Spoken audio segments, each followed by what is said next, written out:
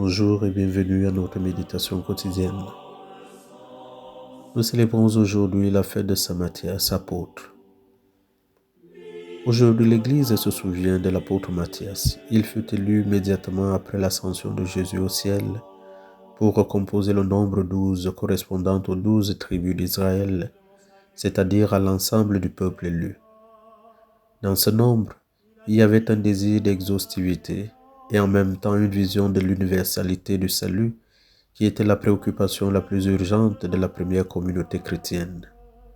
L'attention vers l'universalité du salut ne pouvait être ni atténuée, ni même supprimée. La trahison de Judas n'a pas pu bloquer cette vision universelle, enracinée au cœur de l'Évangile. Pour Jésus, tous les hommes et toutes les femmes de tous les peuples et de tous les pays ont le droit de recevoir l'annonce du salut. L'Église a reçu cette vocation de communiquer l'Évangile jusqu'aux extrémités de la terre. Il a fallu élire le 12e apôtre, car aucun peuple, aucune nation, aucune personne n'est étrangère à l'amour et à la sollicitude de l'Église. Il ne s'agissait pas d'élire n'importe qui. Le critère est immédiatement établi. L'élu doit avoir vécu avec Jésus, l'avoir entendu, l'avoir vu, l'avoir touché, l'avoir suivi. Bref, il doit être un vrai témoin. La tradition place d'ailleurs Matthias parmi les 72 disciples de Jésus.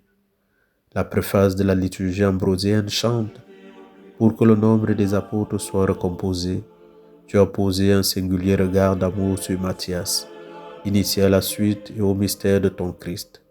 Sa voix s'est ajoutée à celle des 11 autres témoins du Seigneur et a porté au monde l'annonce que Jésus de Nazareth était vraiment ressuscité et que le royaume des cieux était ouvert aux hommes. En Matthias, nous pouvons voir le nom des disciples de tous les temps. Tous les disciples sont chargés de prendre soin de la communauté. C'est d'amour dont parle Jésus longuement à ses disciples dans son discours d'adieu.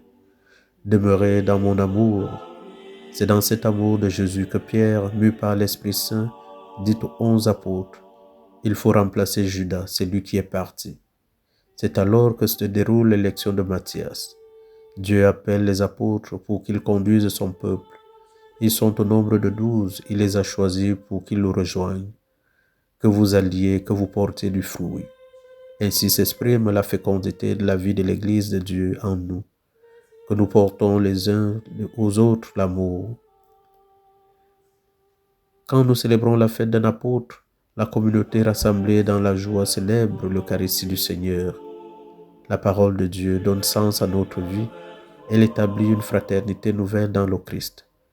Jésus nous dit que c'est son amour qui nous fera agir. Il nous poussera à travailler, à nous fatiguer. La seule chose qui puisse donner sens à notre vie, c'est de demeurer dans l'amitié de Jésus qui seul a les paroles de la vie éternelle. Jésus a porté sur la croix toutes nos résistances et nos refus d'aimer. Il nous accompagne dans toutes nos actions et il nous donne son Esprit Saint pour accomplir l'œuvre de Dieu. En fait, tout est là, car aimer, c'est faire vivre.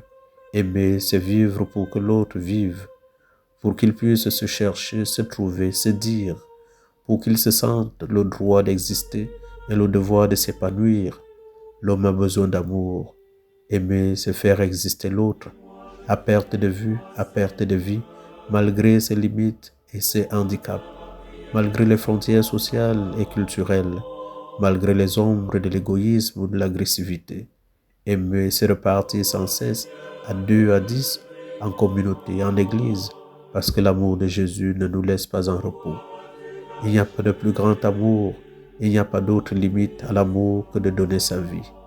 Les liens entre nous sont d'autant plus forts qu'ils sont réalisés dans la chair et le sang de Jésus-Christ, sanctifiés par l'Esprit Saint. Nous nous appartenons les uns aux autres dans le Christ en rendant grâce à Dieu de la fidélité de son amour au milieu de nous.